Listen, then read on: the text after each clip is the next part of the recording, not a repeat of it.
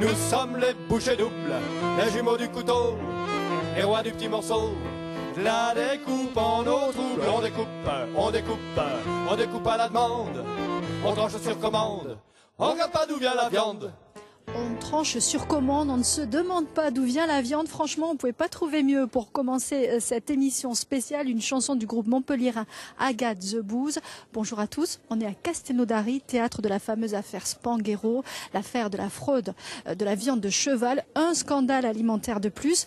Vous êtes certainement en train de préparer votre repas et vous posez beaucoup de questions sur ce que vous mangez en ce moment. Ça tombe bien, nous aussi. On a aussi quelques réponses à vous apporter avec nos invités et nos reportages. C'est parti pour une heure de débat.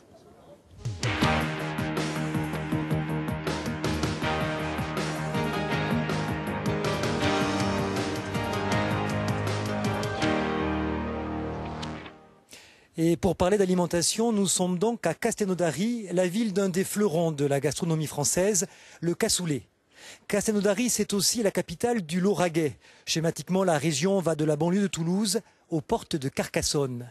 Jadis, on l'appelait le pays de Cocagne. C'est aujourd'hui une région essentiellement agricole. Son point fort, le blé dur, qui sert à fabriquer les pâtes et les semoules. 850 000 tonnes par an, c'est le tiers de la production française. C'est aussi une région d'entreprises agroalimentaires. La plupart sont concentrées à Castelnaudary. Et d'ailleurs, le plan de la commune est intéressant parce qu'on se rend compte qu'elles sont situées à la périphérie de la ville, dans une grande zone industrielle. Merci pour la petite leçon de géo. Léo, on va s'installer. Allez, on a été joueurs aujourd'hui. Malgré le temps, on a décidé de s'installer à la terrasse du café Place du Verdun. Il fait beau. Avec tous nos invités et de la grenadine dans les verres, je le précise. On va commencer par un petit sondage express pour démarrer cette émission avec nos invités. J'ai envie de m'adresser à Laurent Spanghero en premier. On a bien sûr évoqué cette affaire de la viande de cheval. Vous qui avez longtemps travaillé là-dedans, vous êtes capable de faire la différence dans les lasagnes, par exemple, entre du bœuf et du cheval? Dans les lasagnes, c'est particulièrement difficile, parce que la viande est déjà travaillée. Et dans le cas qui nous occupe, c'était aussi assez compliqué, parce qu'il s'agissait de viande congelée. Et quand les viandes sont congelées, elles perdent un peu de leur aspect. Donc c'est évident qu'à ce stade-là, c'est compliqué. On va continuer peut-être avec Serge Renaudin. Alors Serge Renaudin, je le précise, c'est le nouveau directeur général de Spanghero. C'est la première fois qu'il s'exprime. Il a choisi notre émission pour le faire. On l'en remercie.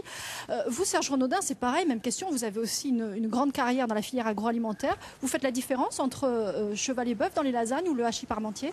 Dans tous les produits de mélange, la réponse est la même que celle de Guy. Laurent, pardon.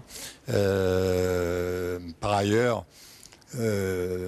la question ne s'est jamais posée. Jusqu'ici. Jusqu'ici. Puisque le cheval est travaillé et consommé dans le Nord, mais à l'état de rôti ou de tartare. Monsieur Hill, vous êtes délégué CFDT chez Spanghero. Même question, la différence entre du bœuf et du cheval, c'est facile à faire? Moi, je suis incapable de faire la différence, que ce soit produit brut ou transformé. Je ne suis pas boucher déjà à la base, je suis incapable. Et vous, monsieur Mogard, vous êtes le maire de Castelnaudary. Est-ce que vous consommez des plats cuisinés ou pas? Ça m'arrive assez souvent, effectivement, de consommer. Vous continuez? Mais bien sûr, attendez, bien sûr. Je rappelle donc nous ne sommes pas en présence d'une crise sanitaire. Oui. Voilà, donc il y a eu tricherie. Reste à l'enquête à démontrer donc à quel niveau s'est passée cette tricherie.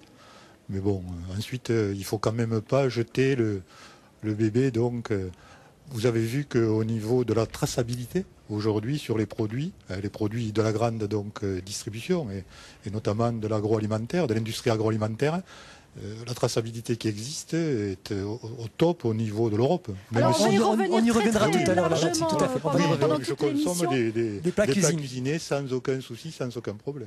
Merci. Alors cette fameuse justement affaire de lasagne au cheval, c'est comme ça que tout a démarré. C'est le départ de l'histoire, on va dire, en Angleterre.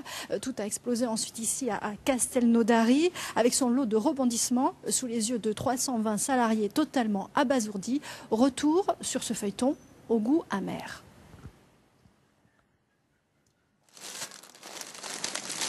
Le 8 février au Royaume-Uni, on trouve du cheval dans des lasagnes au bœuf, un plat vendu par Findus. Les produits sont aussitôt retirés des rayons et Findus contre-attaque. Ni lui, ni son fabricant de lasagne, la Comigel, ne sont responsables. Le fautif, c'est celui qui leur a vendu la viande, Spanghero, à Castelnaudary. Nous, on n'achète pas de la viande, on achète des lasagnes. On achète des lasagnes à un partenaire industriel qui fait aujourd'hui des lasagnes de qualité. Simplement, il a été berné comme on a été berné. Comment c'est possible? C'est possible parce que quelqu'un aujourd'hui met des étiquettes viande bovine française, quelqu'un dans le sud-ouest, en France, et qui pourtant ne sont ni français ni du bœuf. C'est de la Roumanie et du cheval. Mis en cause, Spanghero se défend. Au téléphone, son patron se défausse sur son fournisseur basé en Roumanie. Ils ne sont pas du tout responsables. Donc nous sommes victimes. C'est l'abattoir roumain qui est responsable? Bien sûr. L'abattoir roumain, enfin, ou l'opérateur qui a mis ça, je ne sais pas si c'est l'abattoir ou s'il y a encore un autre intermédiaire. Et des intermédiaires, il y en a. La viande a été achetée en Roumanie par un homme d'affaires qui a ensuite fourni l'entreprise de Castelnaudary. Spanghero l'a revendue à la Comigel. C'est elle qui a finalement cuisiné les lasagnes pour plusieurs distributeurs. Et la pratique serait courante dans toute l'Europe. Ça met un peu mal à l'aise le consommateur parce que finalement si on ne peut pas croire ce qui est marqué sur l'emballage, qui croire quoi? En France, l'entreprise Spanghero est perquisitionnée. Les résultats de l'enquête sont annoncés par le ministre délégué à la consommation en personne. Pour lui, Spanghero est coupable.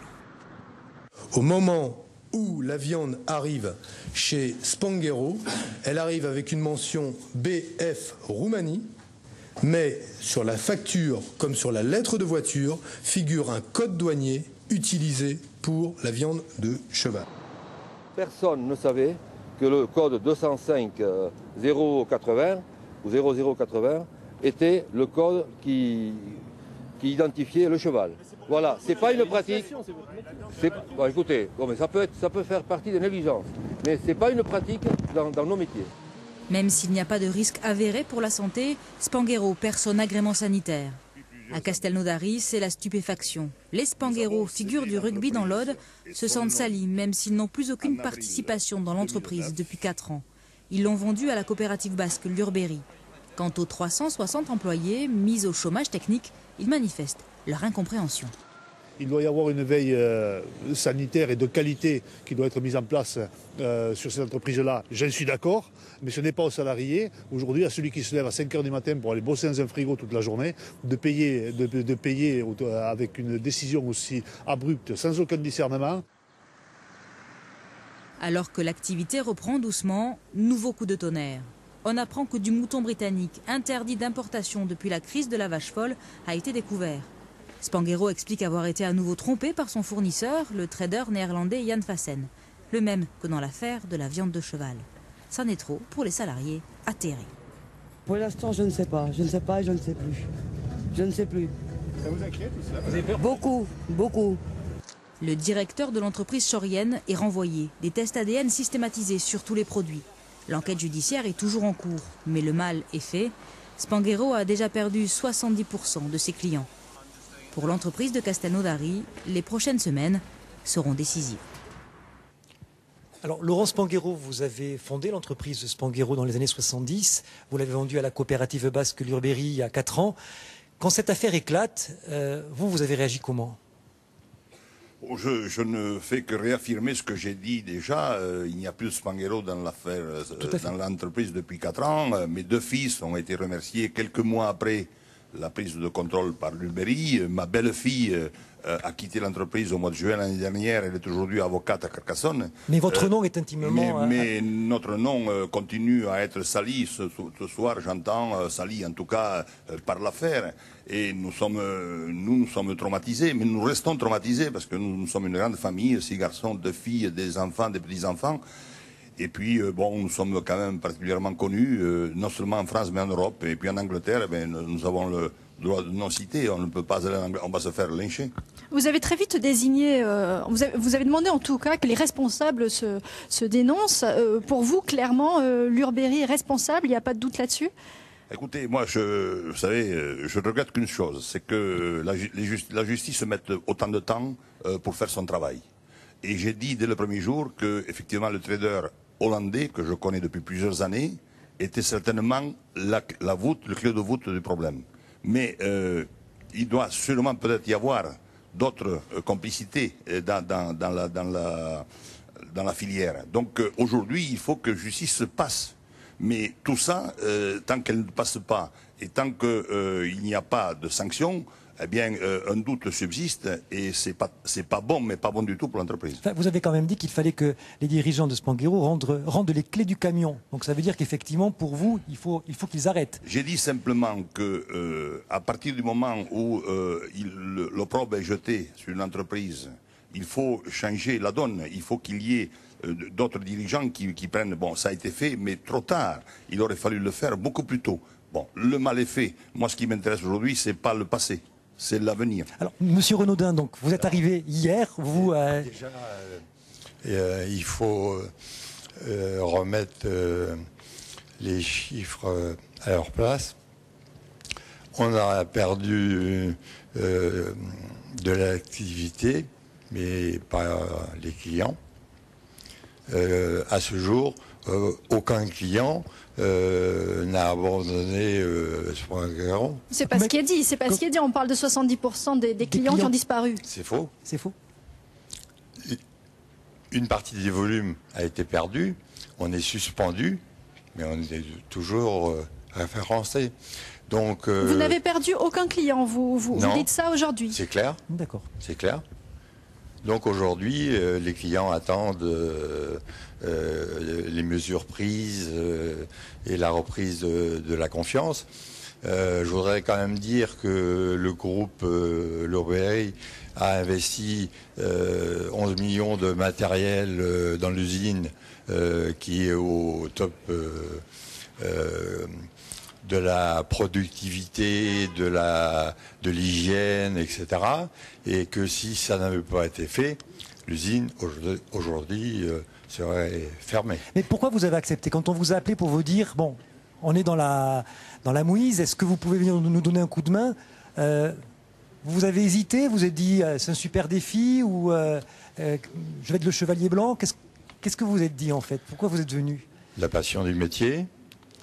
L'expérience de la gestion des crises, qui n'étaient pas forcément des crises d'entreprise, qui pouvaient être des crises du style la dioxine. J'ai géré la crise du CKH Soviba Leclerc, où les dirigeants, évidemment, n'étaient en rien responsables. C'était un accident. Là, aujourd'hui, l'entreprise Spanghero a acheté du cheval, du bœuf et du mouton, et non du cheval et de la VSM, qu'on soit clair. Donc aujourd'hui, il y a une plainte déposée. Je ne peux pas admettre qu'on accuse le groupe à ce niveau-là, alors que on m'a demandé de travailler sur des hypothèses de plans de toutes parties, peut-être de nouvelles activités. On a un outil qui est surdimensionné en termes de production par rapport à ce qu'on a aujourd'hui. On peut aussi imaginer de nouvelles productions sans investissement, avec de la main-d'œuvre. On va revenir un petit peu plus loin sur les solutions que vous pouvez proposer, mais je voudrais quand même demander à Claude Hill, qui est à côté de vous, est-ce que vous confirmez que vous n'avez perdu aucun client? Est-ce que vous, en tant que salarié, vous constatez qu'aucun client n'a été perdu? Alors moi, je ne peux pas dire qu'il n'y a aucun client qui est perdu. Je sais que l'activité est au minimum, quoi. Il y a plusieurs, je ne sais pas combien de pourcentage d'activité qui a repris. C'est sûr que les clients, ils nous surveillent. Moi, ce que je peux vous dire, c'est qu'il y a 300 personnes actuellement qui sont en rien dans cette histoire, qui sont à la maison et qui attendent. Moi, ce qui me dégoûte le plus, c'est qu'une personne fasse, avec des manières illicites, des magouilles pas possibles, jouer l'avenir de 300 personnes, plus la famille, tous les sous-traitants qu'il y a derrière, les commerçants de Castelnaudary. C'est le bassin, le poumon économique du Lauragais. Et moi, j'hallucine, quoi. Ce mec, je ne sais pas pourquoi on lui laisse le droit de bosser, quoi. Patrick Mogard, vous hallucinez, vous aussi, par tout ce qui s'est passé? En fait, moi je crois qu'aujourd'hui il y a une enquête, il faut laisser donc cette enquête se poursuivre, qui déterminera les responsabilités des uns et des autres. Quelque chose qui est important, c'est de rétablir la confiance par rapport donc aux donneurs d'ordre et aux consommateurs. Ce rétablissement de la confiance se fera par la qualité par la qualité. Aujourd'hui, donc, sous la direction de M. Renaudin, l'entreprise est en train de travailler là-dessus, puisque nous avons, nous, obtenu, les élus de Castelnaudary, de la part du ministère, une attention particulière sur l'entreprise, et notamment, donc, la désignation d'un nouveau directeur. Nous avons pu obtenir également donc, des tests ADN sur l'entreprise, le référencement, donc, dans 3 semaines, de viande de bœuf français, viande ovine française également. Donc, on est en train de travailler à fond, sur la qualité. Il n'y a que ça qui nous intéresse. Après le reste, eh bien, écoutez, ce qu'il y a de malheureux dans toutes ces affaires-là, c'est que on avance qu'à coup de crise dans le domaine de l'alimentation, qu'à coup de crise. Chaque fois qu'il y a donc des mesures qui sont prises, elles sont prises à la suite de crises. La traçabilité, elle faisait suite à des crises, notamment la vache folle, etc. Le concombre donc espagnol. Aujourd'hui, c'est un problème de tricherie sur l'étiquette. Hein. Donc on va arriver au test ADN en bout de course, mais on aura fait avancer la qualité. En fait. Alors, avant qu'on continue, je voudrais vous montrer ces 2 chiffres qui ont été donnés par le ministère de l'économie. C'est le prix d'un kilo de viande de cheval, 2,68 €, alors que le prix d'un kilo de bœuf est à 3,75 €. Monsieur Spanghero, quand on voit cet écart de prix, et quand on sait que la distribution serre les prix au maximum, est-ce qu'on peut se dire que parfois on peut être tenté effectivement de mettre du cheval à la place du bœuf ? Oui, monsieur, moi, si vous voulez, aujourd'hui, je suis là pour essayer de faire en sorte que l'entreprise Spanghero continue à exister demain. C'est mon seul but. Vous savez, dans cette entreprise, la plupart des gens qui sont là, c'est moi qui les ai embauchés. J'en ai vu qui sont nés pendant qu'ils étaient chez moi, pendant que ses parents étaient chez moi. Donc, par conséquent, aujourd'hui, mon seul but, c'est celui-là. Et Serge, que je connais depuis longtemps, peut compter sur moi s'il a besoin de moi. Je sais bien que j'ai peut-être dit des mots durs, mais dès le premier jour, j'ai dit qu'il fallait prendre un autre virage stratégiquement en communication pour que les gens reviennent aient confiance. Je confirme ce qu'a dit Serge concernant le référencement. Mais référencement ne veut pas dire commande. Alors, et ce qui est important aujourd'hui, c'est qu'il faut des commandes. On ne va pas trop rentrer dans le détail technique. Est-ce que cette tentation pour serrer les prix, de prendre de la viande moins chère, est-ce que ça existe? Est-ce que vous, qui avez quand même une carrière dans l'agroalimentaire très importante, vous avez déjà vu ce type de tentation ou pas? Non. Jamais. D'accord. On a prononcé le mot confiance, c'est vraiment le mot clé, effectivement, parce que qui est le plus floué dans cette affaire? Eh bien, ce sont effectivement les consommateurs. On se rappelle la vache folle, le poulet à la dioxine et autres affaires qui se sont succédées. On est allé sur le marché de Carcassonne vous demander justement si cette affaire de viande de cheval ne vous était pas restée un peu en travers de la gorge. Voilà, 5,15 €. Je fais pas confiance, je fais plus confiance. Pourquoi? Pourquoi? Parce qu'ils nous ont trompés quand même. C'est malhonnête. C'est tromper le consommateur.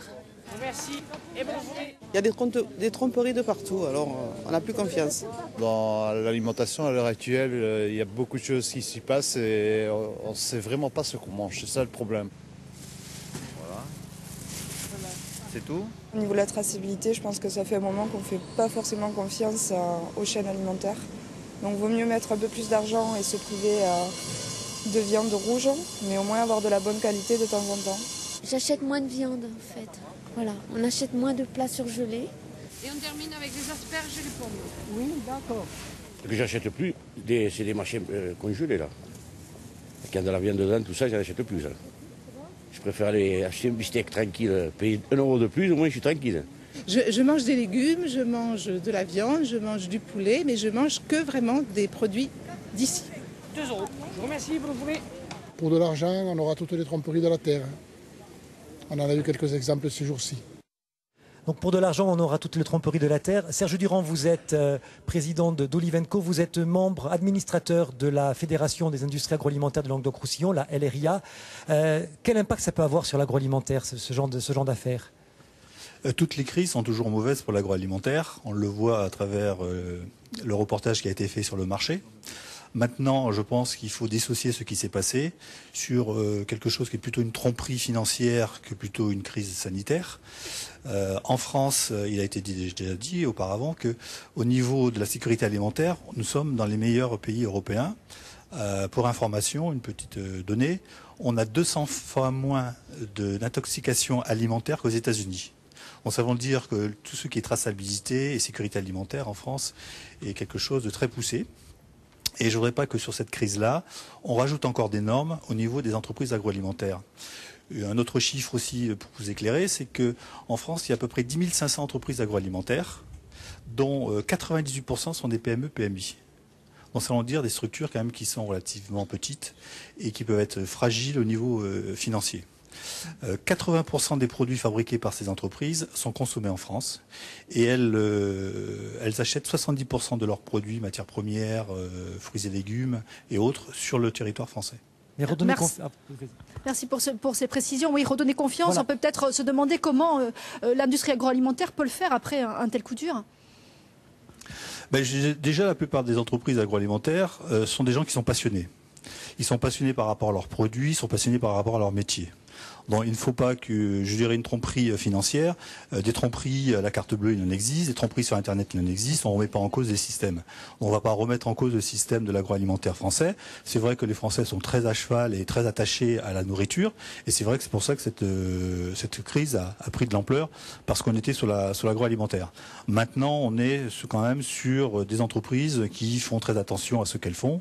On a une sécurité alimentaire, on a une traçabilité, on fait très attention à nos matières premières. Et la plupart, comme je vous l'ai dit, à 80% viennent de la France, dont on a une traçabilité qui est beaucoup plus forte que lorsque des produits qui peuvent venir effectivement de pays assez éloignés. Laurent Rouquette nous a rejoint. Vous êtes chef d'édition pour le quotidien indépendant Midi Libre à Carcassonne. Vous connaissez très très bien ce département. Là, ça a été un peu une déflagration quand même pour ce département qui mise énormément sur l'agroalimentaire. Oui, une stupéfaction, effectivement, quand on a appris ça. Je crois que je vais reprendre ce qui a été dit parce que c'est très important. Et les médias, d'ailleurs, ont une responsabilité là-dedans.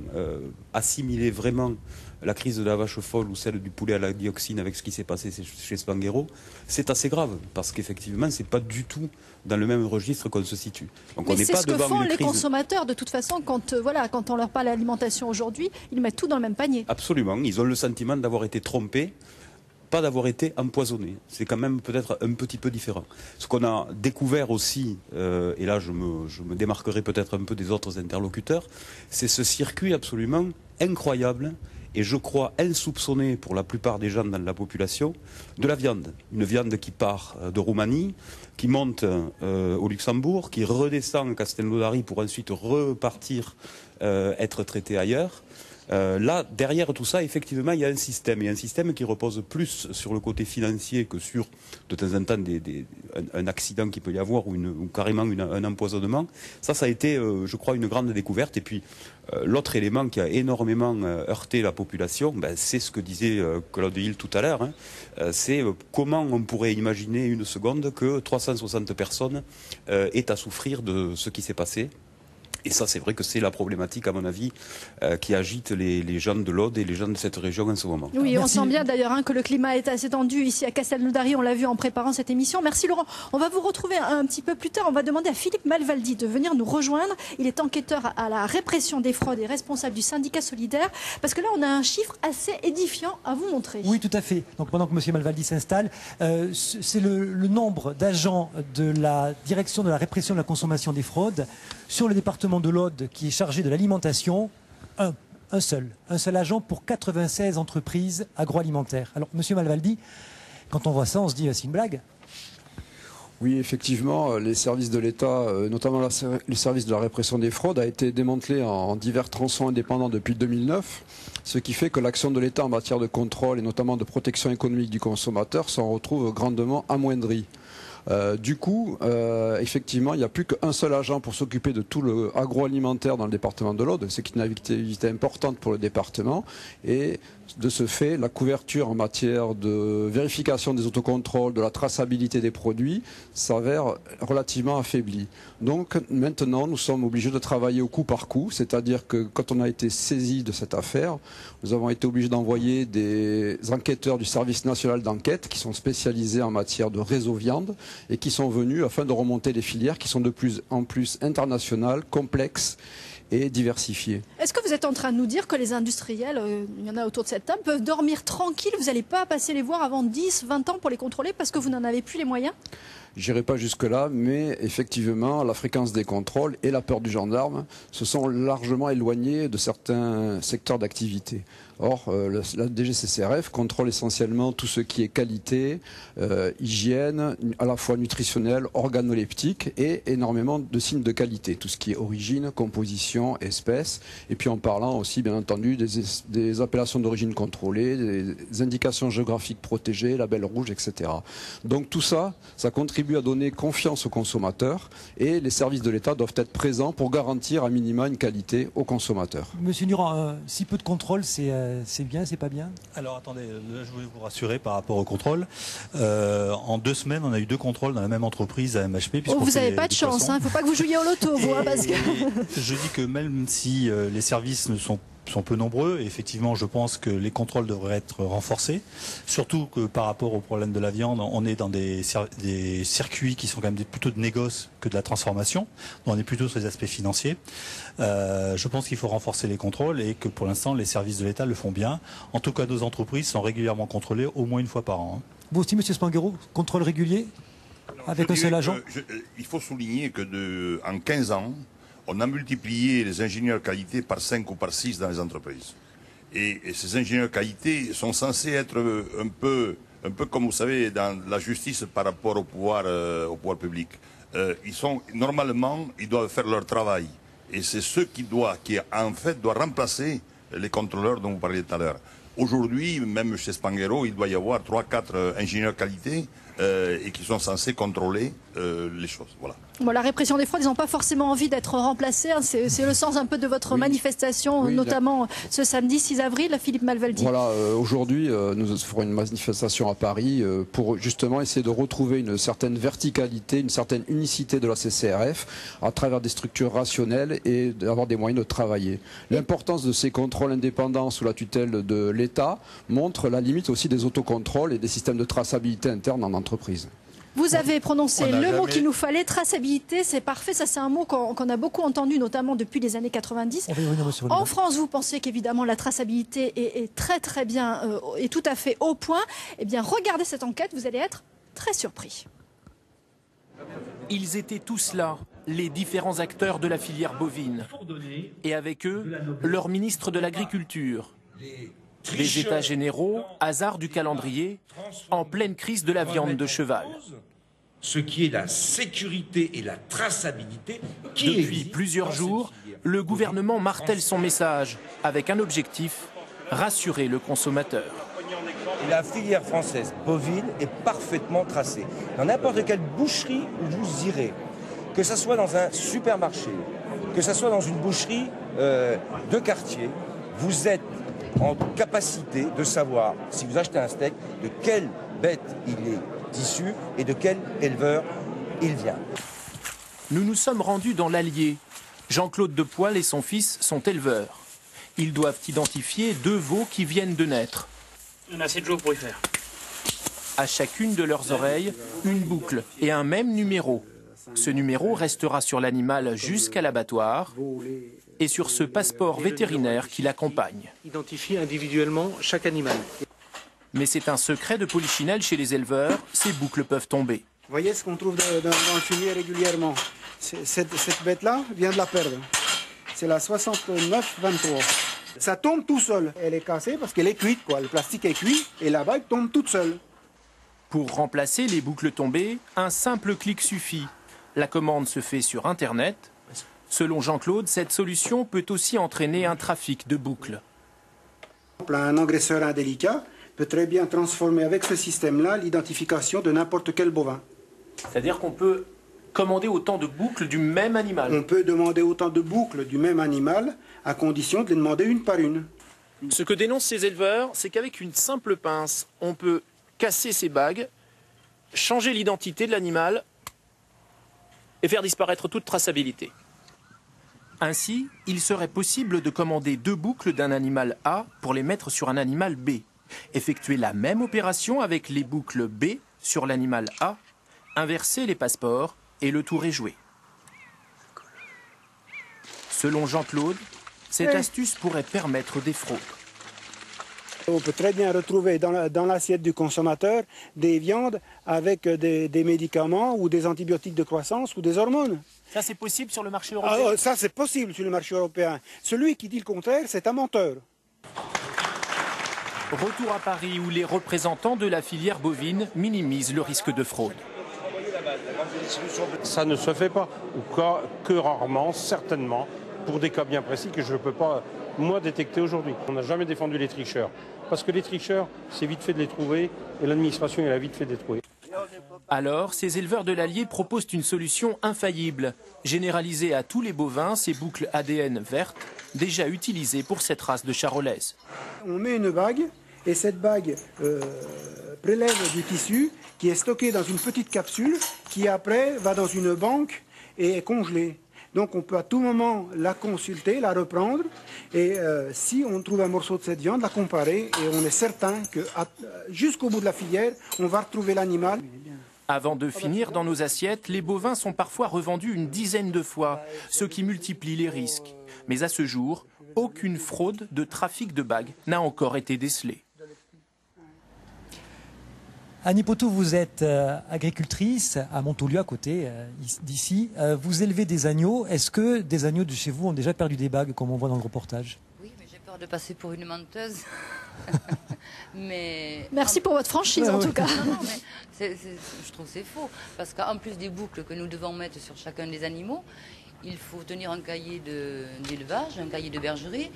Si vous vendez un agneau, c'est noté. Si vous le perdez, c'est noté. Si vous achetez un agneau, rapprochez votre micro, s'il vous plaît. Ça me paraît très difficile de frauder là-dessus. Enfin, vraiment... Serge Renaudin, vous qui connaissez bien aussi la filière de la viande, non, ces tours de passe-passe, vous n'y croyez pas? Pourtant, ça a l'air bien réel, là, quand même. Il nous fait une belle démonstration, le monsieur. Hein. J'en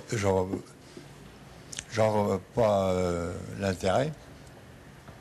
Ah bah si on a des choses à cacher, je vous assure, c'est très intéressant. Là, sur une vache malade où vous mettez les étiquettes A. Votre micro, s'il vous plaît, monsieur Renaudin. C'est la démonstration du reportage. Non. Moi, je voudrais revenir sur les contrôles quand même. Depuis 10 ans, on n'a jamais eu autant de contrôles. Premièrement, les agréments ISO, IFS, une fois par an. Tous les clients, à minima, une fois par an. On n'est pas 15 jours sans un audit client ou externe. Donc vous dites, vous, que vous êtes très contrôlé, trop contrôlé? Non. Mais à la limite, ça finit aussi par manger du temps au système qualité, etc. Il faut ce qu'il faut. Mais ce qui est important, c'est de vérifier les systèmes qualité mis en place, etc. Mais la sécurité n'a jamais été aussi contrôlée, assurée et conforme. Monsieur Malvaldi, ce qu'on voit dans le reportage, c'est quelque chose dont vous avez déjà entendu parler, vous, à la répression des fraudes ou pas? C'est des choses qui arrivent, mais je tiens à souligner que globalement, à la production, les producteurs sont plutôt sérieux et travaillent dans les règles de l'art. C'est plutôt après ensuite au niveau de la transformation et des intermédiaires que se situent les problématiques. Mais la traçabilité à 100% parfaite, ça existe ou ça n'existe pas? C'est une utopie? Alors la traçabilité, c'est simplement le professionnel qui l'a définie à l'heure actuelle. Donc il y a une norme qui atteste le processus d'écriture et la limite, mais c'est le professionnel qui définit ses propres critères de traçabilité en interne dans l'entreprise. Donc globalement, c'est des choses qui s'affichent par rapport à des contrôles externes, style... soit de la grande distribution, soit des organismes indépendants de contrôle, mais qui ont des objectifs uniquement de vérifier les traçabilités écrites et les écritures. Alors que nous, quand on fait un contrôle, on va s'associer essentiellement à retrouver si l'origine, la composition, l'espèce ou les qualités hygiéniques, nutritionnelles ou organoleptiques de l'alimentation sont réellement respectées et cadrent avec le cahier des charges global s'il y a derrière en plus un label, que ce soit un label rouge ou une appellation d'origine contrôlée, etc. Stéphane Linou est avec nous, il est conseiller général pour Europe Écologie Les Verts ici à Castelnaudary Nord. Vous, la traçabilité à 100%, vous y croyez ou c'est un peu pipeau? J'y crois du moment qu'il y a assez de contrôles indépendants. Et là, je rejoins le représentant de la répression des fraudes. L'autocontrôle, c'est bien, mais quand on est jugé parti, c'est pas très crédible. Donc c'est vrai que c'est un minimum qu'il doit y avoir au sein des transformateurs. Ça, c'est pour dégrossir le travail. mais le contrôle final et la validation finale doivent rester du domaine public. Donc je pense que plus il y aura de contrôle sur justement l'acheminement de ces matières qui restent, on va dire, d'origine très diverse, plus il y aura de contrôle indépendant donc de l'État, des services de l'État, plus le consommateur se sentira rassuré. Parce que avant, c'était quand même un peu du circuit court, c'était le consommateur qui était lui-même son propre contrôleur. Avec l'augmentation, avec l'allongement des circuits, c'est par procuration qu'il a donné le contrôle à des organismes extérieurs. Et là, c'était encore le service public. Donc là, le contrôle est encore donné au service public qui, avec l'accord général sur le commerce et les services et la RGPP, est sacrément mis à mal. Donc si on veut que la confiance revienne, il faudra des contrôles externes avec un dégrossissage, avec des contrôles internes aux entreprises. Et là, dernièrement, il y a quelques jours, des grands distributeurs ont dit désormais dans nos plats cuisinés, ce sera 100% de la viande française. Vous y croyez ou pas? Ben, c'est déjà bien. Il faut arriver à une crise comme ça pour qu'on revienne à de l'évidence. C'est un minimum. Donc on prend ce chemin qui est bon. Continuons. Vous avez parlé de circuit court, Stéphanie. Nous, ça tombe bien parce que ça pourrait être justement une des solutions alternatives à tout ce que l'on vient de vivre. C'est quoi un circuit court? C'est raccourcir le chemin entre le producteur et le consommateur, différentes formes, les AMAP, la vente directe. Voici une des dernières nées. Ça s'appelle la ruche qui dit oui. Regardez comment ça marche. C'est un rituel qui se reproduit tous les mardis soirs. Ils sont une trentaine à se retrouver dans cette maison. Ils sont tous membres de la ruche qui dit oui. Cette association a pour but de rapprocher les consommateurs des producteurs. On a choisi ce nouveau producteur parce que la farine elle est plus complète en fait. Et la reine de la ruche, c'est Françoise. Moi j'ai créé cette ruche parce que j'avais un besoin de convivialité. Je suis arrivée dans ce quartier, c'était dans mon fantasme des Mazé-Nîmois. Et en fait j'ai trouvé que c'était des maisons, personne ne se parlait. Donc l'idée c'était de ramener tout à quelque chose de plus humain et de resserrer le lien social. Sans oublier le fond quand même qui est de consommer des produits sains, des produits bio, des produits en raisonné. Gisèle a été une des premières à avoir été séduite par le projet. Ce soir, elle vient chercher sa commande. Une commande qu'elle a passée quelques jours avant sur Internet. Elle a pu choisir, sans aucune obligation, parmi la trentaine de producteurs membres de la ruche. Alors moi, ce qui me plaît, c'est la démarche de ne plus aller en supermarché. C'est-à-dire que les supermarchés, c'est quand même des intermédiaires. C'est de l'argent qui ne va pas forcément aux producteurs, etc. Et le consommateur paye plus cher. Pas forcément pour de la qualité. Tandis que là, je pense quand même que c'est plus honnête pour tout le monde. Parmi les producteurs adhérents de la ruche, il y a Daniel, un maraîcher. À Montfrin, près de Nîmes, il exploite 25 hectares en agriculture raisonnée. Il ramasse des épinards qui seront distribués le soir même. Les gens vont en grande surface, se servent en légumes, ils n'ont plus aucune connaissance de ces produits. Ils ne savent pas quand c'est qu'ils arrivent, ils ne savent pas quelle partie de la plante ils consomment. Et ben, c'était pour nous un challenge que d'aller vers le consommateur et de lui expliquer notre métier. Pour ce couple, la ruche représente un nouveau débouché, mais c'est aussi et surtout une occasion d'aller à la rencontre des consommateurs. Je pense que les gens ont compris qu'il fallait qu'ils mangent bien et ils cherchent des bons produits et puis du local et qu'il n'y a pas de transport et voilà, des bonnes choses. Le soir, Daniel et Florence retrouvent leurs collègues, producteurs et les membres de la ruche. Cette soirée va être un moment de partage et d'échange apprécié de tous. Nous, ça fait 1 an qu'on habite à Nîmes, on ne connaît personne. Et là, ça fait curieusement 4 fois qu'on vient à la ruche et on commence à parler à des gens. Donc c'est vrai que c'est sympa. Et puis après ça, il y a les producteurs qui nous font manger de bonnes choses. Donc on a rencontré des producteurs de légumes qui sont super, qui sont là et avec qui on se régale depuis 4 semaines. Une dizaine de ruches ont déjà vu le jour en Languedoc-Roussillon. Avec les récents scandales qui ont touché l'industrie agroalimentaire, le système semble promis à un bel avenir. Alors Annie Potou, vous êtes donc agricultrice et vous avez aidé votre fils à monter une AMAP, une association pour le maintien de l'activité paysanne, donc de la vente directe sur des légumes. Pourquoi avoir choisi ce type de distribution? Pour mon fils, là je réponds à la place de mon fils, parce que c'est une manière de démarrer une activité agricole sereine, dans la mesure où lorsque vous passez un contrat avec des consommateurs qui s'engagent à régler d'avance, à payer d'avance la production, c'est quand même un petit peu rassurant. C'est plus rassurant que la grande distribution que de passer par un négociant. Non, il y a aussi l'aspect gaspillage qu'il n'y a pas dans les AMAP, parce que quand vous vendez à la grande distribution, vous pouvez jeter un tiers de votre production en maraîchage sans problème, parce que les produits ne sont pas comme on les demande, la carotte bien droite. En AMAP, ce principe-là n'existe pas, tous mangent. L'idée, c'est de ne pas gaspiller, c'est de proposer des produits du jardin lorsqu'ils sont prêts. Si c'est des choux-fleurs, c'est pas les épinards. Et voilà, de gaspillage zéro en AMAP, en principe. Mais vous faites quand même de l'élevage d'agneaux pour vous. Parallèle, et en revanche, vous n'avez pas choisi la vente directe pour le faire. Et nous, pourquoi nous n'avons pas choisi la vente directe parce que pour la viande, c'était assez compliqué. Il y a des normes bien spécifiques pour amener les animaux à l'abattoir, un véhicule bien particulier pour aller les récupérer. Transformé, il faut un autre véhicule qui est réfrigéré et toute la logistique de la vente directe qui est lourde quand même. Donc on a choisi Donc vous avez pris le meilleur du système et laissé les contraintes. Je ne sais pas, c'est un choix, voilà. Stéphane Linou, donc vous avez mené une expérience en 2008 pendant un an. Donc une expérience où vous avez décidé de vous nourrir à partir de produits qui ne soient pas à plus de 150 km de chez vous. Le résultat, ça donnait quoi? Vous avez bien mangé? Alors le résultat, c'est que je n'ai pas perdu 30 kilos, je ne me suis pas anémié, je ne suis pas appauvri.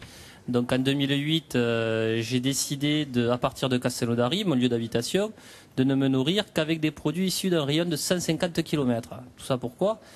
Pour montrer notre degré de vulnérabilité par rapport aux approvisionnements, en partant du principe que, en gros, 80% de notre alimentation est achetée en grande surface et que ces mêmes grandes surfaces n'ont que 4 jours de stock devant elles. Donc j'ai voulu me mettre en scène pour faire en gros une thèse de l'effort sur un territoire et de voir si on était capable de se nourrir. Donc les conclusions, c'était qu'il y en a eu assez pour moi, mais s'il y avait une pénurie ou un problème dans les acheminements, on aurait de sacrés problèmes. On s'est trop spécialisé sur les territoires. Donc plus de café, plus de chocolat, plus de bananes pendant un an. Vous avez tenu pendant un an sans chocolat, sans problème, vous nous confirmez? Ça, c'est toujours les remarques des femmes qui se sont perturbées parce que je ne mange pas de chocolat. Ouais, ça c'est sûr que là... Voilà, on a du mal à se projeter un peu. Voilà, c'est toujours comme ça que ça vient les remarques. Mais en tout cas, cela ne m'a pas coûté plus cher.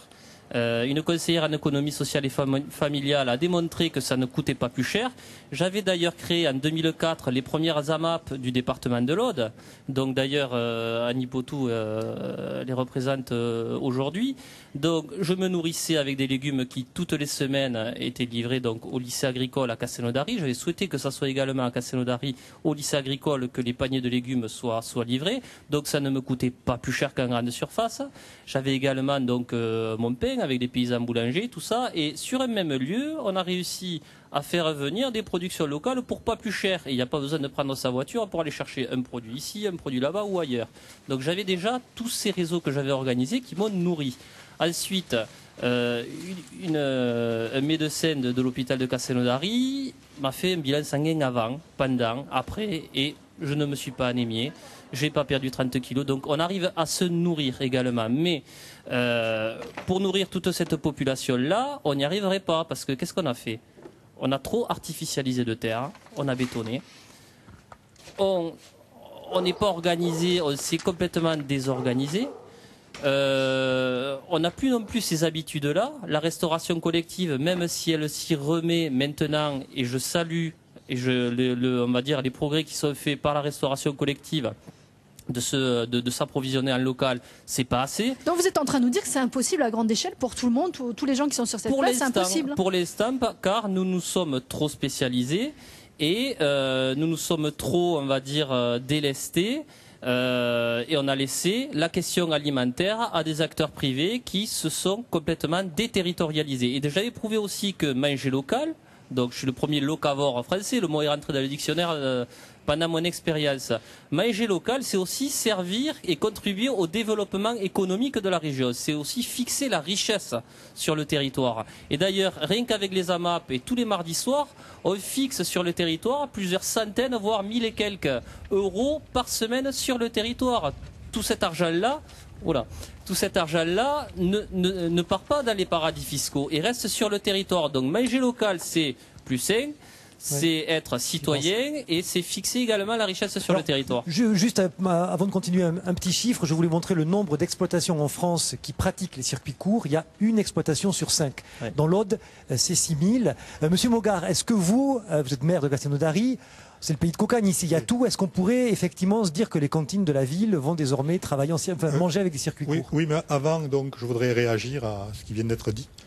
En fait, on est en train d'opposer deux circuits qui sont des circuits qui peuvent être très complémentaires. Vous avez le circuit long, qui a une destination objective, donc de nourrir un maximum de population. 60 millions de populations, vous ne les nourrissez pas comme donc des populations dans un périmètre très rapproché, et les circuits courts. Donc vous avez un circuit long qui mérite donc une grande traçabilité, une sécurité alimentaire. Il est évident que chaque fois que ce circuit long est défaillant, c'est un scandale donc au niveau national voire international, puisqu'on touche un très grand nombre de consommateurs. Quand un circuit court est défaillant, ça arrive à un circuit court d'être défaillant. Rien ne vous dit que le petit producteur que vous avez à côté, donc ce qu'il produit, est sans danger pour votre nourriture. Hein, on ne peut pas le dire, ça. Il n'est pas d'accord, Stéphane. Non, mais attendez, il faut tout non plus. Non, mais attendez, mais si vous permettez. Allez-y, je voudrais quand même arriver à la fin de ce que je vous disais.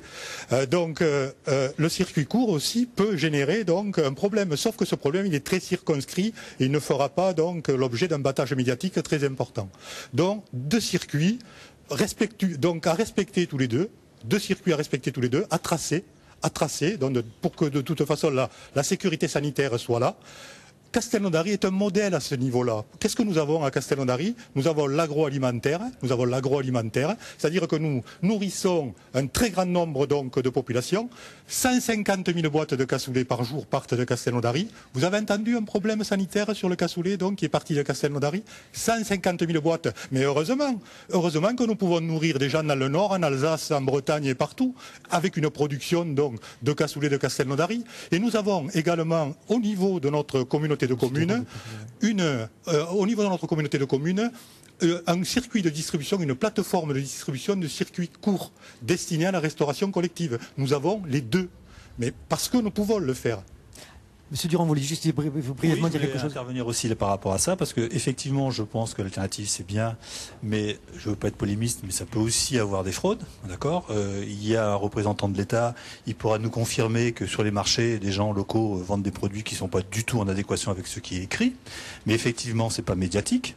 Et deuxièmement, au niveau des entreprises agroalimentaires, on travaille aussi nous avec, je dirais, du local.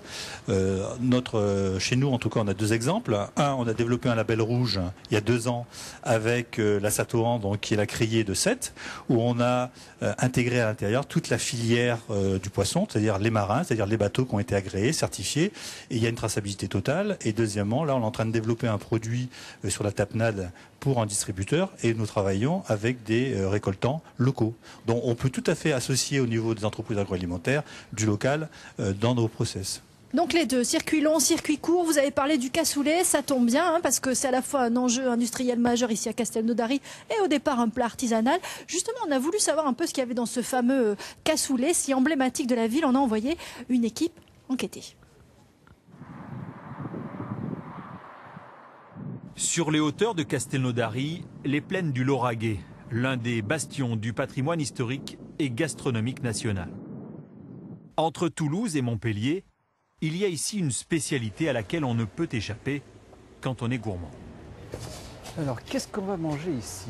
Je pense qu'on va manger un cassoulet à Castelnaudary. Qu'est-ce que vous en pensez? Puis surtout, on va voir comment on le fabrique. Allez, on y va. Dans cette maison où est passé Sacha Guitry, on cuisine le cassoulet depuis près d'1 siècle, une tradition que la famille Duno perpétue. Eh bien, ça sent très bon chez vous, Philippe. Merci. On est dans l'unité de production donc, de Philippe Duno.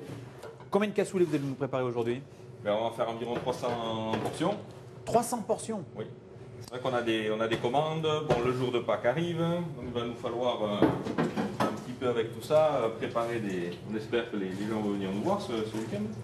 Alors là, ça c'est la fameuse cassole dans laquelle tout bon cassoulet doit se préparer. Voilà. De Castelnaudary, bien évidemment. Il faut que ce soit un plat en terre cuite. Et vous, la particularité, c'est que votre cassoulet, il est fait essentiellement à partir d'oie? Voilà, je fais mon cassoulet à l'oie. C'est une vieille tradition, la maison cassoulet, on a retrouvé dans les archives des années 30, c'était toujours à l'oie. Alors Là maintenant on met les saucisses. Vous voyez que Philippe est en train d'installer les saucisses. Cathy, elle, va mettre la couenne. Elle demande la couenne. Je vous la donne. Voilà la couenne. Hop, alors la couenne de porc. Alors, le jus, c'est ce qui va faire la différence et la particularité de tous les cassoulets. Très important. Oui. C'est bon, c'est vrai que nous, c'est un jus à base d'os de bœuf, d'os de porc. C'est fait aussi avec des légumes. Le haricot blanc, c'est la base du cassoulet. Confidois du Périgord et saucisses de porc de l'Aveyron sont faits maison selon une vieille recette de famille. Alors ça, c'est le fameux haricot du Lauragais, qu'on appelle lingot. C'est quoi sa particularité, Philippe? Je ne me suis pas trompé, c'est bien le lingot. Hein. Oui, c'est bien le lingot. Non, mais il faut dire haricot de Castelnaudary. De Castelnaudary. On est très chauvin ici.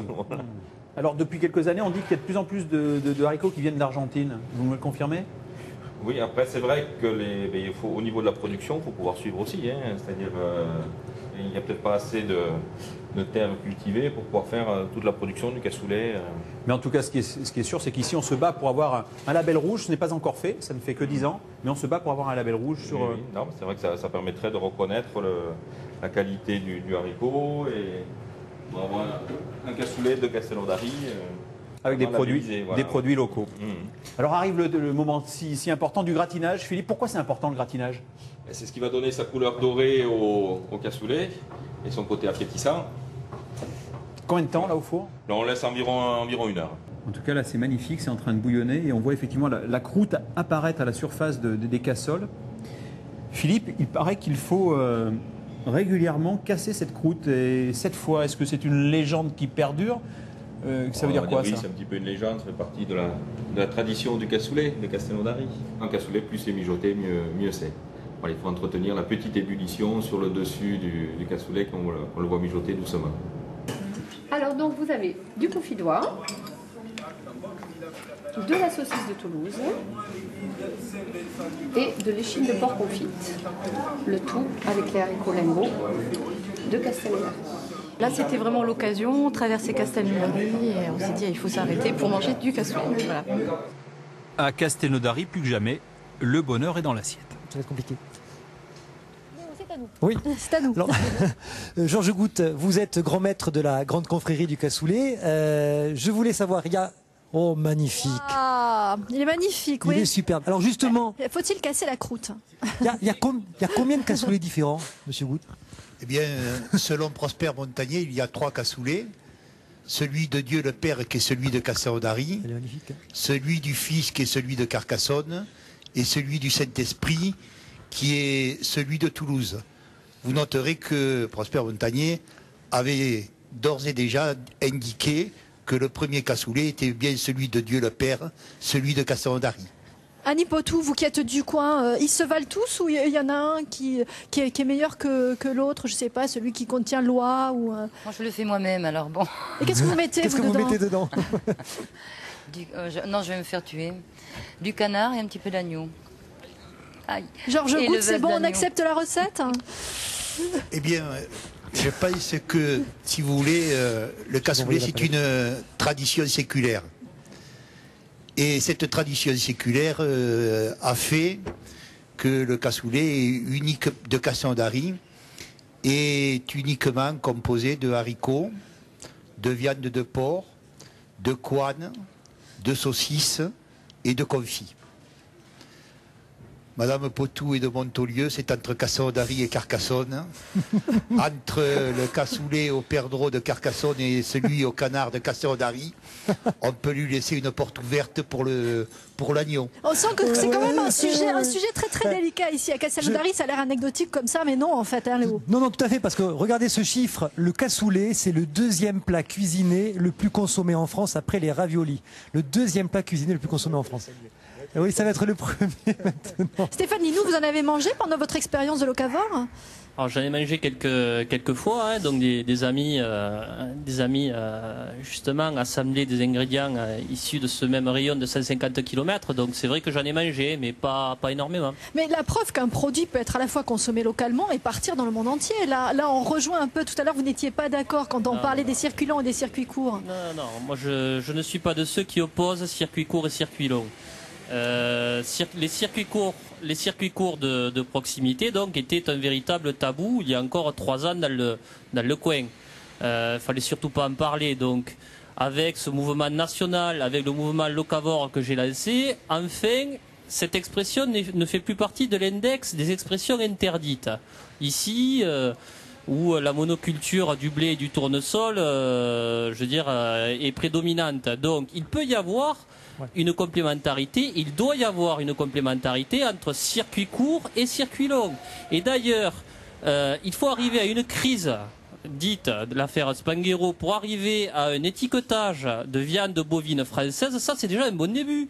On peut avoir un circuit court quand on achète quelque chose d'un producteur de New York. S'il n'y a pas d'intermédiaire, c'est 0 ou un intermédiaire. La viande bovine française bien tracée et transformée ici à Castelnaudary, cela peut être également du circuit court. Donc que ça soit très clair, arrêtons les caricatures comme M. Mogard vient de la présenter. Nous pouvons additionner les deux systèmes. Il y a de la place pour tout le monde. Monsieur Goutte, je voulais vous poser une question. J'ai appris qu'on pouvait trouver des haricots argentins et du canard polonais dans le cassoulet. C'est vrai? On peut tout trouver. Est-ce qu'on peut tout manger? Ça, c'est une autre question.